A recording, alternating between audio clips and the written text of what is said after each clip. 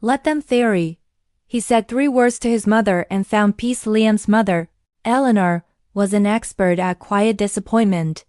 She never outright criticized, but her sighs and subtle suggestions that Liam should take the promotion he hated, that his fiancée Sarah was a bit too casual, that his old car was embarrassing, formed a constant, low-frequency hum of anxiety in his life. Liam spent his energy trying to manage her feelings, to meet her expectations, and to avoid the inevitable disapproval. He lived without mental peace. The burden became unbearable the week before his wedding. Eleanor demanded a change in the seating chart that would disrupt the entire plan. Liam felt his familiar panic rising, the fight, the stress, the sleepless night trying to control an external force. He called Sarah, defeated. "She's going to ruin everything if I don't fix this," he said.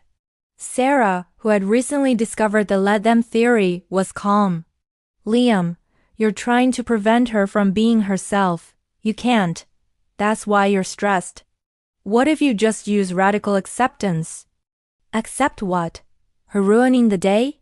"No," Sarah gently corrected, letting go of control of her feelings.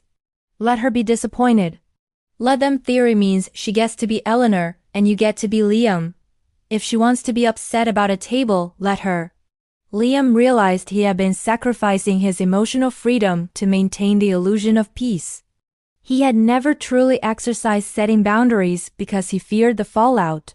He took a deep breath, walked into his mother's house, and placed the final seating chart on the table. "Mom," he said, using his firmest voice, "this is the final chart. It works for Sarah and me. I love you, and I want you to enjoy the wedding, but I won't be discussing the seating again." Eleanor's face crumpled.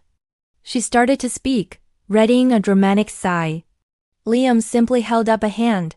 "I understand if you're disappointed. I let you be disappointed." It was the quietest phrase, yet it was the most powerful boundary he had ever set. The reaction was exactly what he'd feared, but because he was prepared for it, it didn't pierce him. He had accepted her feeling as hers, not his responsibility. Eleanor was momentarily speechless. She eventually accepted the chart, albeit stiffly. Liam's wedding day wasn't perfect, but it was his. He learned that the price of mental peace was the willingness to let others feel their own feelings and own their own reactions.